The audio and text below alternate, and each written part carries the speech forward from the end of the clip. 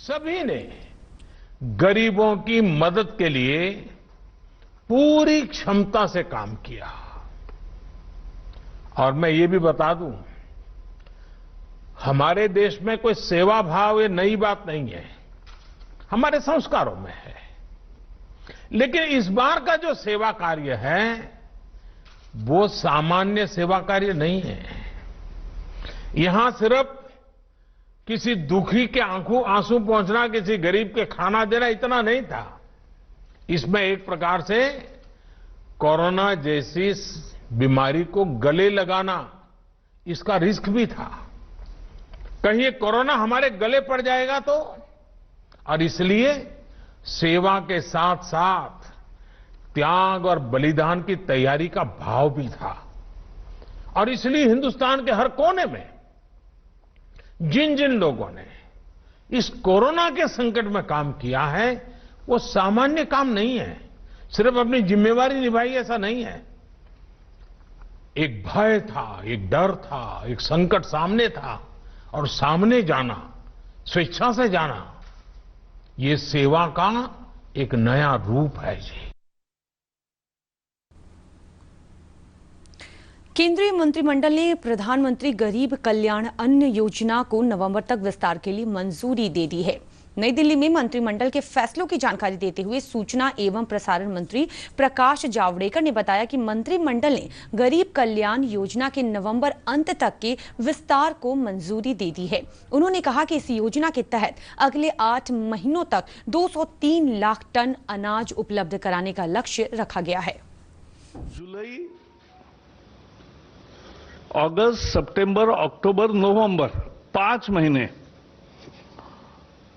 अब ये योजना चालू रहेगी, जिसमें 5 किलो प्रति व्यक्ति 81 करोड़ लोगों को 5 किलो प्रति व्यक्ति मुफ्त अनाज मिलेगा और 5 किलो 5 महीने में पकड़ेंगे तो 5 किलो चना मिलेगा और 25 किलो अनाज मिलेगा। 25 किलो अनाज प्रति व्यक्ति मिलेगा, 5 किलो चना एक परिवार को मिलेगा। केंद्रीय मंत्रिमंडल ने एक बड़े फैसले में 7.4 करोड़ गरीब महिलाओं को सितंबर तक 3 मुफ्त एलपीजी सिलेंडर देने की अनुमति दी है और इस योजना पर 13,500 करोड़ रुपए खर्च होंगे। उज्ज्वला के गैस लेने वाली 7 करोड़ 40 लाख महिलाएं हैं। उन 7 लाख 40 करोड़ लोगों को 3 सिलेंडर फ्री देने का ऐलान किया था। तो अब सितंबर के अंत तक ये 3 सिलेंडर जो जून में खत्म होने वाले थे, उसके जगह वो सितंबर तक उसको अवधि बढ़ा दी गई है ताकि उनको मिले। इसके लिए 13,500 करोड़ रुपए खर्च आएगा। इसके अलावा अन्य अहम फैसलों में कैबिनेट ने 15,000 तक की तनख्वाह पाने वाले लोगों, कर्मचारियों और उनके नियोक्ताओं दोनों के ईपीएफ अंशदान सरकार द्वारा भरे जाने की योजना को 3 माह के लिए अगस्त तक बढ़ा दिया है। इस पर 4,860 करोड़ रुपए का खर्च सरकार वहन करेगी। इसके साथ ही एक अन्य फैसले में पीएम आवास योजना शहरी के तहत जो 1,60,000 छोटे मकान 160 शहरों में बने हैं, उसे मजदूरों को किराए पर देने का फैसला लिया गया है। कैबिनेट की बैठक में बेहद अहम फैसले के तहत कृषि के बुनियादी ढांचे में 1 लाख करोड़ रुपए के पैकेज को भी मंजूरी दी गई है। इसके तहत 1 लाख करोड़ रुपए का कर्ज सहकारी संघों, एफपीओ, कृषि उद्यमियों को दिए जाएंगे। इसके तहत 2 करोड़ रुपए तक के कर्ज की क्रेडिट गारंटी सरकार लेगी और 3% ब्याज अनुदान भी दिया जाएगा। ये योजना 10 साल के लिए लागू होगी। इस परियोजना में 1 लाख। प्रदेश में कोरोना के बढ़ते संक्रमण को देखते हुए 10 जिलों में फिर से लॉकडाउन लागू किया जा रहा है। भागलपुर जिले में आज से 16 जुलाई तक लॉकडाउन लगाया गया है। पश्चिम और पूर्वी चंपारण में भी आज से ही आंशिक लॉकडाउन लागू कर दिया गया है। वहीं पटना, कैमूर और पूर्णिया जिले में कल से 16 जुलाई तक लॉकडाउन लागू होगा। इसके अलावा खगड़िया में कल से 14 जुलाई तक तथा बक्सर, सुपौल और नवादा जिले में कल से 3 दिन तक लॉकडाउन प्रभावी रहेगा। भागलपुर और कैमूर जिले में सिर्फ शहरी क्षेत्रों में लॉकडाउन लगाने का निर्णय लिया गया है। लॉकडाउन के दौरान ट्रेन और विमान सेवाएं जारी रहेगी। इधर पटना के जिलाधिकारी कुमार रवि ने कहा कि जिले में कोरोना संक्रमण को नियंत्रित करने के लिए लॉकडाउन लागू किया जा रहा है। उन्होंने लोगों से मास्क पहनने और सोशल डिस्टेंसिंग का पालन करने की अपील की है। उन्होंने बताया कि 16 जुलाई तक आवश्यक सेवाओं को छोड़कर सभी गतिविधियों पर प्रतिबंध रहेगा। श्री रवि ने कहा कि निजी प्रतिष्ठान और कार्यालय इस दौरान बंद रहेंगे। पटना जिले में हाल के दिनों में संक्रमण की स्थिति को देखते हुए और जो आसपास के मार्केट हैं और सड़कों पर भीड़ को देखते हुए जिला प्रशासन के द्वारा यह आदेश जारी किया गया है कि शुक्रवार 10 तारीख से लेकर के एक सप्ताह तक ये सारे जो सरकारी ऑफिसेज हैं, प्राइवेट और कमर्शियल एस्टेब्लिशमेंट हैं, उसमें ज़रूरी और आवश्यक सेवाओं को छोड़ करके शेष को बंद रखा जाएगा।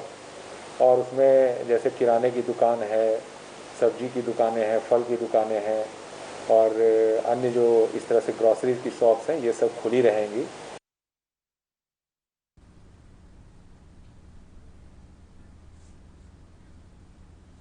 राजधानी पटना सहित जिले के सभी अनुमंडलों में कोरोना संक्रमित मरीजों की संख्या पटना में घोषित लॉकडाउन की विस्तृत जानकारी दे रहे हैं हमारे पटना संवाददाता अजय कुमार। जिला प्रशासन ने 10 जुलाई से 16 जुलाई तक यानी 7 दिनों के लिए पटना जिले में लॉकडाउन लगाने का निर्णय लिया है। इस दौरान आवश्यक वस्तुओं और सेवाओं को छोड़कर बाकी सभी गतिविधियों पर प्रतिबंध रहेगा।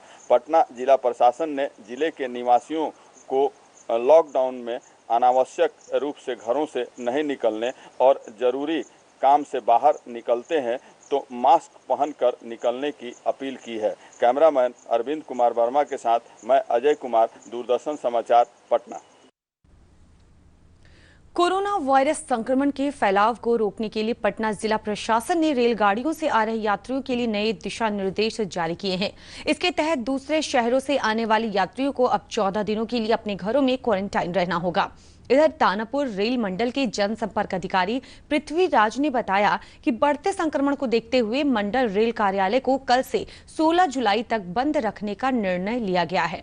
पटना स्थित महावीर कैंसर संस्थान में भर्ती मरीज के कोरोना रिपोर्ट पॉजिटिव आने के बाद संस्थान को 4 दिनों के लिए बंद कर दिया गया है। केंद्रीय स्वास्थ्य और परिवार कल्याण मंत्री अश्विनी कुमार चौबे ने कहा कि कोरोना संक्रमण के फैलाव को रोकने के लिए केंद्र सरकार ने राज्य सरकार को 364 अतिरिक्त वेंटिलेटर उपलब्ध कराए हैं। उन्होंने अधिकारियों के साथ बैठक में कोरोना संक्रमण की रोकथाम के लिए की जा रही कार्रवाई का जायजा लिया।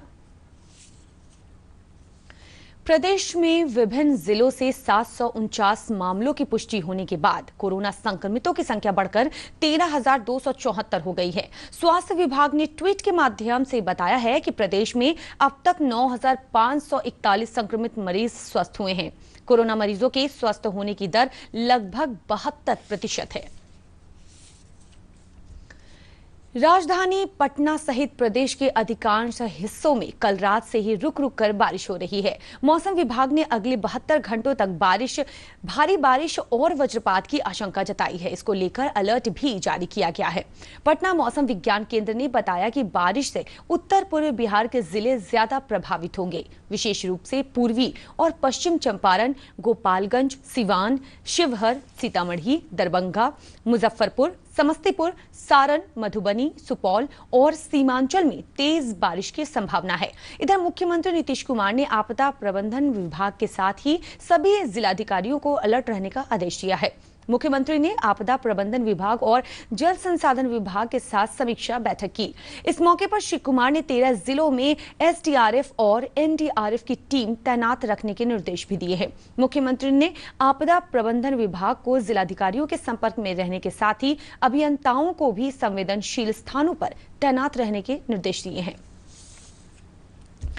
नेपाल के तराई क्षेत्रों में और प्रदेश के अनेक हिस्सों में हो रही बारिश के कारण नदियों का जलस्तर बढ़ने का सिलसिला एक बार फिर से शुरू हो गया है। मुजफ्फरपुर जिले में बागमती नदी के जलस्तर में वृद्धि हो रही है। बागमती का जलस्तर सीतामढ़ी के कटौंझा में लाल निशान के ऊपर बना हुआ है।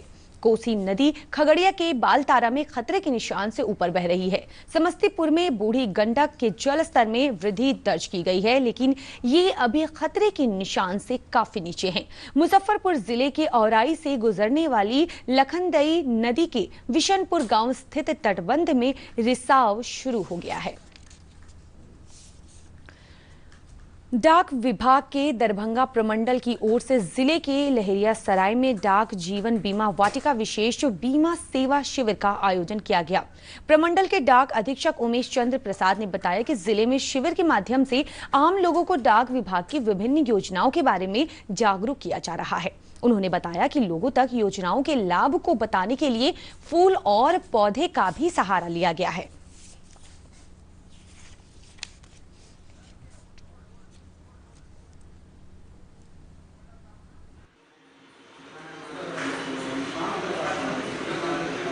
हमारी जो प्रधान डाकघर है उसके अंतर्गत हमारे यहाँ डाक जीवन बीमा चल रही है, ग्रामीण डाक बीमा भी चल रही है।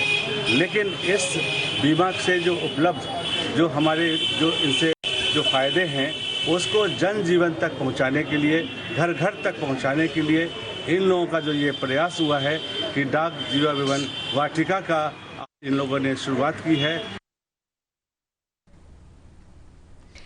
राज्य निर्वाचन प्राधिकार ने प्रदेश के 1196 पैक्सों का चुनाव 6 अगस्त को कराने का निर्णय लिया है।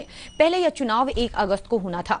प्राधिकार से प्राप्त जानकारी के अनुसार मतगणना 7 अगस्त को होगी। नामांकन की प्रक्रिया 18 से 20 जुलाई तक होगी, जबकि नाम वापसी की तिथि 24 जुलाई तय की गई है।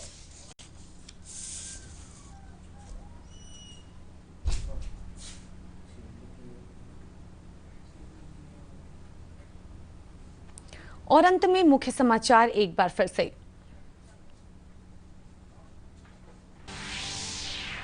प्रधानमंत्री नरेंद्र मोदी ने कोरोना संक्रमण में एकजुटता के साथ काम करने वाले सभी लोगों का आभार प्रकट किया। प्रधानमंत्री उज्ज्वला योजना के लाभार्थियों को रसोई गैस के 3 सिलेंडर निःशुल्क देने की समय सीमा बढ़ाई गई। कोरोना के बढ़ते संक्रमण को देखते हुए पटना सहित 10 जिलों में फिर से होगा लॉकडाउन। भागलपुर में आज से 8 दिनों तक लॉकडाउन शुरू। और भारी बारिश की आशंका को देखते हुए मुख्यमंत्री ने जिलाधिकारियों को किया अलर्ट।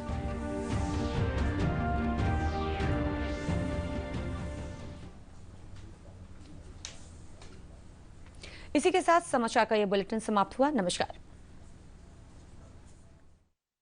में योग पद्धति को आत्मसात करें, इससे आपका जीवन स्वस्थ रहेगा।